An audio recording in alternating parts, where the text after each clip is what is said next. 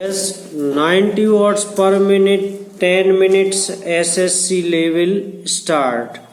महोदय, दूसरे शब्दों में आर्थिक, व्यवहारिक, निवेश और तकनीकी कारणों से द्वितीय महायुद्ध के बाद और शीत युद्ध के दौरान एशिया के देशों में पुनः धुंधलापन पैदा हुआ, लेकिन यह बात सही नहीं है कि एशिया की संस्कृति और सभ्यता को पश्चिम के प्रभाव और आधुनिकतम तरीकों ने नष्ट कर दिया।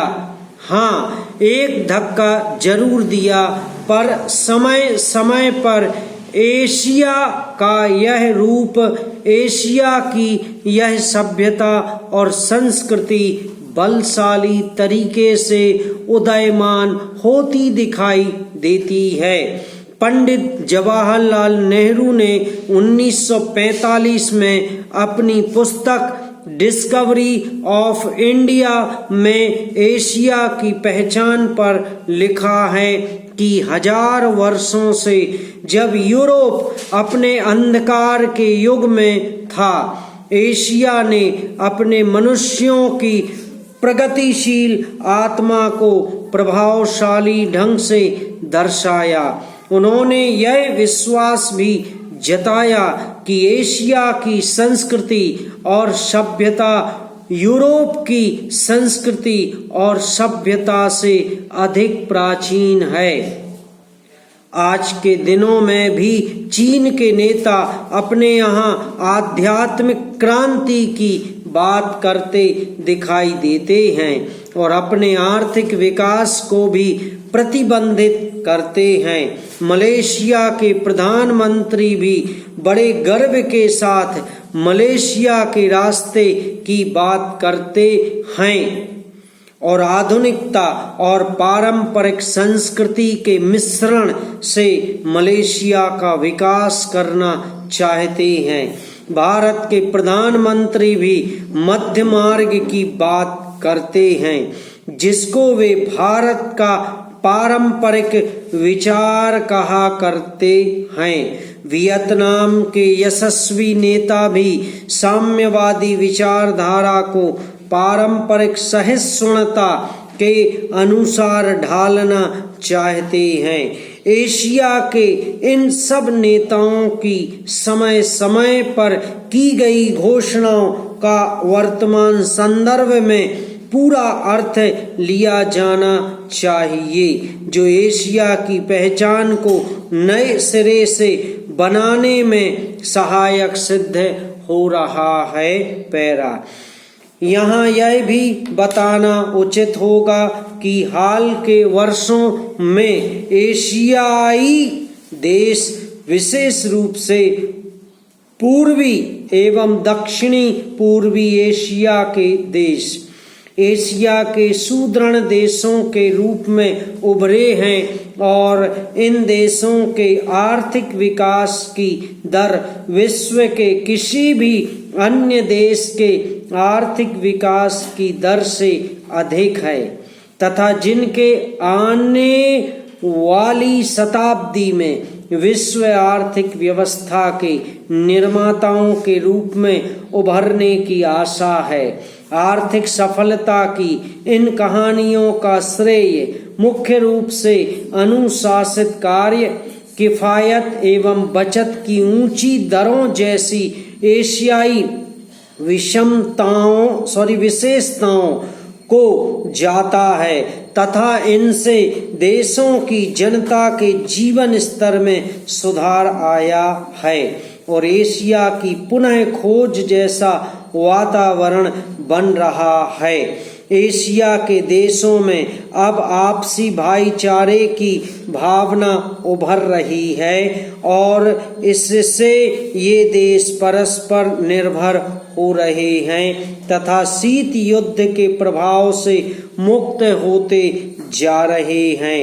हमारी सरकार ने अपने एशियाई पड़ोसियों के साथ बेहतर संबंध बनाने में पहल करके इस बदलते रुख के प्रति सकारात्मक रवैया अपनाया है। इन सब प्रश्नों का जवाब आज उपलब्ध नहीं है, लेकिन सनेह सनेह इन प्रश्नों में ही इसके उत्तर मिलेंगे।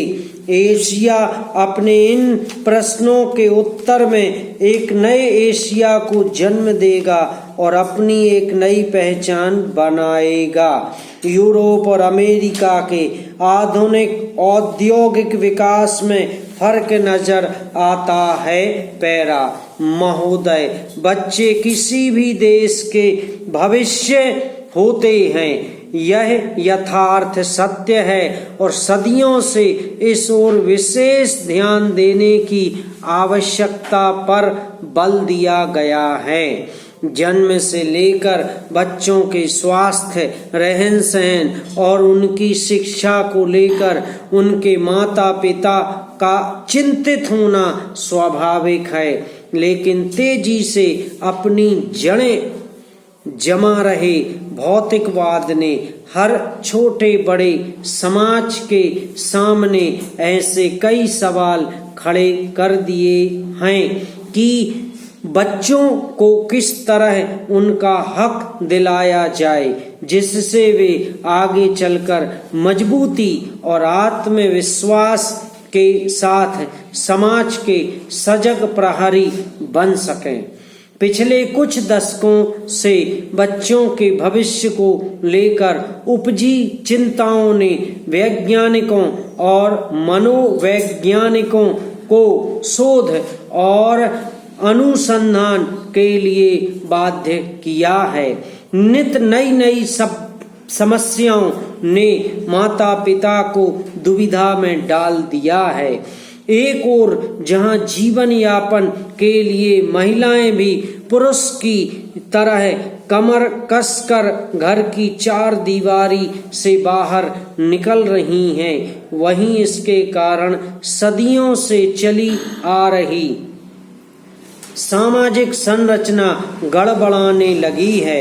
आजीविका कमाने और अत्यधिक सुख वैभव की चाहत ने हर दंपत्ति को जीवन शैली बदलने पर मजबूर कर दिया है। समाज में हो रहे इस बदलाव के कारण बच्चे सबसे ज्यादा उपेक्षित होने लगे हैं। अब तक की तमाम रिपोर्टों के मुताबिक यह स्पष्ट है कि अगर बच्चों के प्रति माता पिता की उदासीनता इसी प्रकार बढ़ती रही तो आने वाला वक्त तमाम परेशानियों के कारण जटिलता भरा हो जाएगा। बच्चों के सर्वांगीण विकास के लिए जो सबसे पहली समस्या सामने आती है वह है उनका स्वास्थ्य। पैरा माता पिता अपने बच्चों के स्वास्थ्य को लेकर चिंतित रहते हैं। अपने सामर्थ्य के अनुसार वह कम से कम बच्चों के खाने पीने में कोई कोर कसर बाकी नहीं रहने देना चाहते। इस प्रयास में अक्सर यही देखा गया है कि माता पिता खाने पीने के मामले में बच्चों पर मनोवैज्ञानिक दबाव रखने में लगे रहते हैं। उनकी कोशिश यही रहती है कि उनका बच्चा हमेशा खाता पीता रहे और फिर यह होता है कि बच्चे के खाने पीने का कोई समय निर्धारित नहीं हो पाता और उनकी आदतें बिगड़ जाती हैं। असमय खाने पीने के कारण कई प्रकार की समस्याएं पैदा होती हैं। इन बच्चों में मोटापा होना प्रमुख है। अगर आंकड़ों पर नजर डालें तो पता चलता है कि विकसित देशों में खास तौर से बच्चों का मोटापा चिंता का विषय बनता जा रहा है। पिछले 5 दशकों से खास तौर से अमेरिका में मोटापे के शिकार बच्चों की संख्या दुगनी हो गई है। कुल मिलाकर 6 से 17 वर्ष की उम्र के ऐसे अमेरिकी बच्चों की संख्या लगभग 47 लाख थी। यही नहीं, इस उम्र के मोटापे के शिकार बच्चों का कुल औसत 10.9% था। ऐसे बच्चों की प्रतिशत औसत की तुलना में 2 गुना से अधिक थी। इनमें मोटापे के शिकार बच्चों की संख्या पिछले 10-12 सालों में काफी तेजी से बढ़ी है। समाप्त।